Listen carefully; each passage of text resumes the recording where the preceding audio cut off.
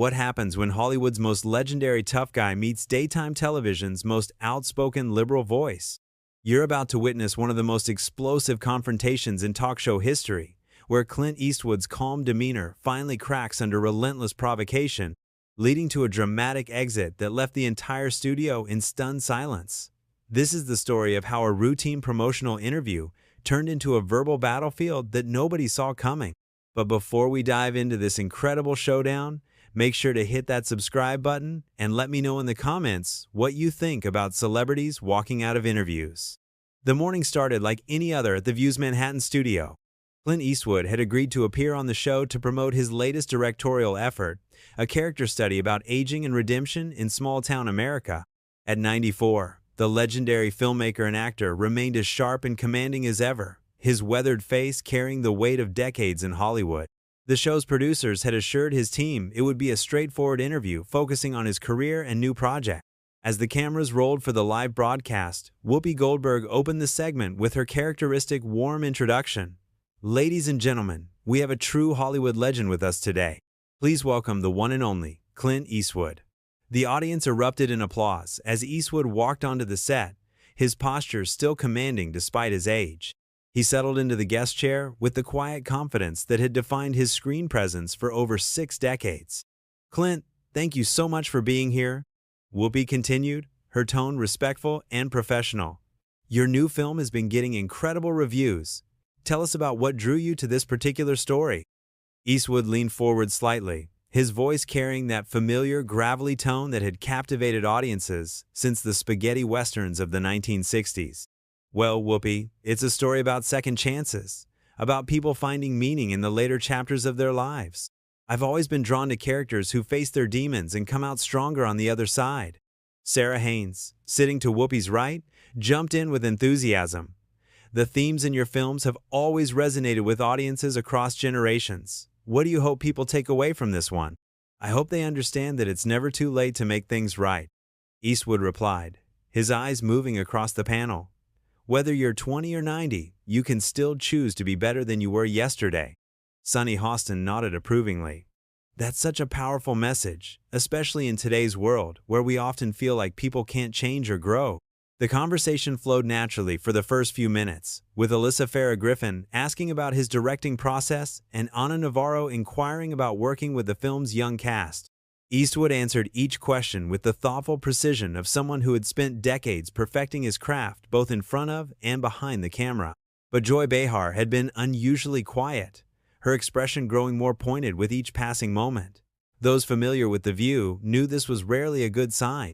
Joy had built her career on sharp political commentary and wasn't known for holding back her opinions, especially when it came to topics she felt passionate about. "Clint," Joy finally interjected, her voice cutting through the pleasant atmosphere like a blade. "Speaking of second chances, what's your take on the current political climate? Do you think certain politicians deserve second chances after, shall we say, controversial actions?" The question hung in the air like a loaded gun. Eastwood's expression didn't change, but those who knew him well could see the subtle shift in his posture, the way his jaw tightened almost imperceptibly. He had spent decades avoiding overtly political discussions in interviews, preferring to let his work speak for itself.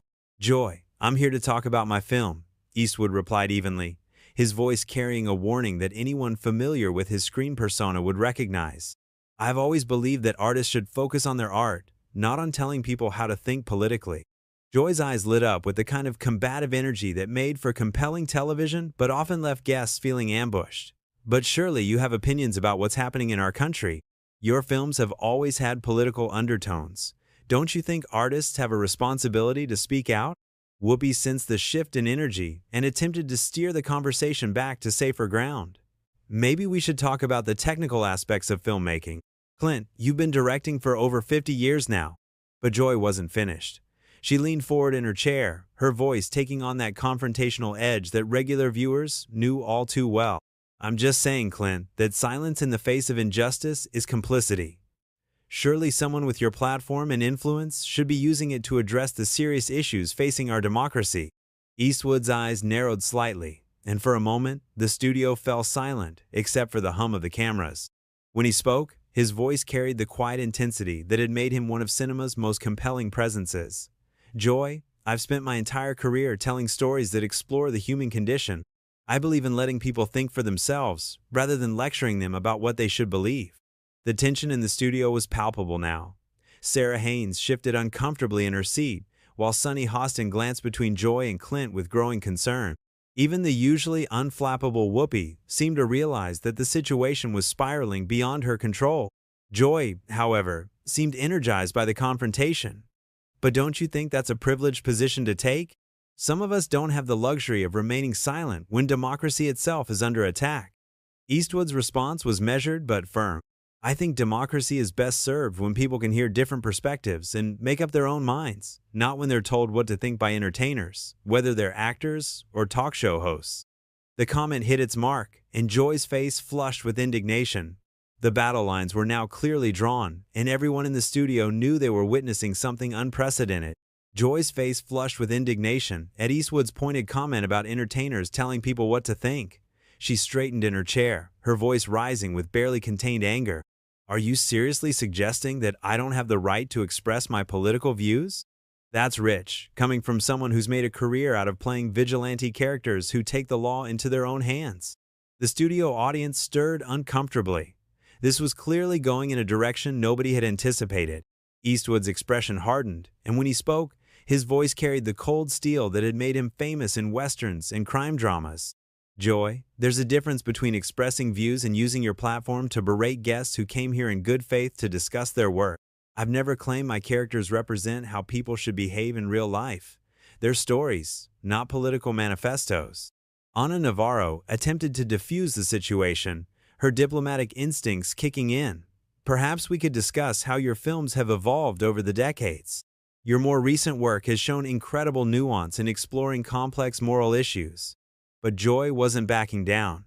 If anything, Eastwood's calm responses seemed to fuel her determination to provoke a reaction. Complex moral issues, like glorifying violence and toxic masculinity? Your movies have been peddling the same outdated cowboy fantasy for decades, while real people suffer from gun violence and inequality. The accusation hung in the air like a thunderclap. Alyssa Farah Griffin visibly winced, while Sarah Haynes looked like she wanted to disappear into her chair. Even Whoopi, who had navigated countless controversial moments on the show, seemed stunned by the directness of Joy's attack. Eastwood's voice remained steady, but there was an unmistakable edge to it now. Joy, I think you're confusing entertainment with reality. My films explore the consequences of violence, not glorify it. And as for toxic masculinity, I've spent the last 20 years making movies about men learning to be vulnerable, to face their failures, to find redemption through compassion rather than force. Oh, please, Joy shot back, her voice dripping with disdain. That's just Hollywood liberal guilt trying to rehabilitate your image. You can't spend 40 years making shoot first, ask questions later movies, and then claim you're some kind of sensitive artist. Sunny Hostin finally found her voice, attempting to bring some balance to the discussion. Joy, I think we need to acknowledge that Clint's later work, films like $1 Million Baby and Gran Torino, have shown real evolution in exploring themes of redemption and human connection. Joy turned her attention to Sunny with obvious irritation. Sunny, you're being way too generous. Gran Torino was just another white savior narrative wrapped up in pretty cinematography. And don't get me started on how his political views have influenced his storytelling. Eastwood's patience was clearly wearing thin. His hands, which had been resting calmly on the armrests of his chair, were now gripping them slightly. Joy, you seem to have already made up your mind about me and my work without any interest in an actual conversation. I'm not sure what you hope to accomplish here. What I hope to accomplish, Joy said, her voice rising to a near shout, is to get you to acknowledge that artists have a responsibility to their audiences and to society. Instead, you're sitting there acting like you're above it all, like your decades of perpetuating harmful stereotypes don't matter, because you throw in a few scenes of emotional vulnerability. The studio had gone completely silent, except for the mechanical hum of the cameras. The audience seemed frozen, unsure whether to intervene or simply watch this unprecedented meltdown unfold. Production assistants in the wings were frantically signaling to their supervisors, but nobody seemed to know how to stop what was happening. Whoopi made another attempt to regain control. Okay, let's take a breath here. Clint, maybe you could tell us about your upcoming projects, something lighter we can focus on. But Eastwood was no longer looking at Whoopi. His steely gaze was fixed directly on Joy, and when he spoke, his voice carried the quiet menace that had made him one of cinema's most intimidating presences. Joy, I've been in this business for over 60 years. I've worked with directors, actors, and producers across the entire political spectrum. I've never encountered someone so determined to turn a simple conversation into a personal attack. Joy laughed, but it was a harsh, bitter sound. Personal attack? I'm trying to have an honest conversation about the impact of your work on American culture. If you can't handle that level of scrutiny, maybe you shouldn't be making movies anymore. The comment was a step too far, and everyone in the studio knew it. Sarah Haynes actually gasped audibly, while Anna Navarro shook her head in disbelief. Even some members of the audience began to murmur disapprovingly. Eastwood stood up slowly, his full height commanding the studio's attention. At 94, he still possessed the physical presence that had made him a star, and the deliberate way he rose from his chair sent a clear message to everyone watching. "Joy," he said, his voice now carrying the full weight of his authority and experience. "I've dealt with difficult people throughout my career. Directors who didn't know what they wanted, producers who cared more about money than storytelling, actors who thought the world revolved around them. But I've never encountered someone so fundamentally disrespectful to a guest who came here in good faith." Joy's eyes blazed with defiance. "Disrespectful? I'm holding you accountable for your choices as an artist. If you can't handle that, then maybe you're not the tough guy you pretend to be on screen." The insult was delivered with such venom that it seemed to suck all the air out of the room. Alyssa Farah Griffin looked horrified, while Sunny Hostin actually put her hand over her mouth in shock. Anna Navarro was shaking her head so vigorously that her earrings swayed back and forth. For a moment, Eastwood said nothing. He simply stared at Joy with the kind of cold intensity that had made him legendary in films like Unforgiven and The Good, the Bad, and the Ugly. When he finally spoke, his voice was barely above a whisper, but every word carried the weight of absolute finality. "Joy, I've spent my entire career treating people with respect, regardless of their politics or personal beliefs. I came here today to talk about a film I'm proud of, about themes I believe in. Instead, you've chosen to turn this into some kind of ideological interrogation designed to embarrass me in front of your audience." Joy opened her mouth to respond, but Eastwood held up a hand that somehow managed to silence her completely. The gesture was so commanding, so final, that even she seemed to recognize she had pushed too far. "I don't need to sit here and be lectured by someone who clearly has no interest in having an actual conversation." Eastwood continued, his voice growing stronger with each word.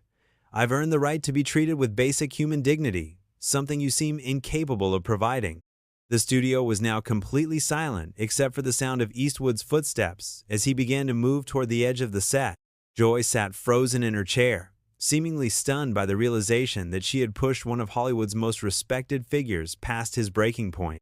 The studio was completely silent, except for the sound of Eastwood's footsteps as he began to move toward the edge of the set.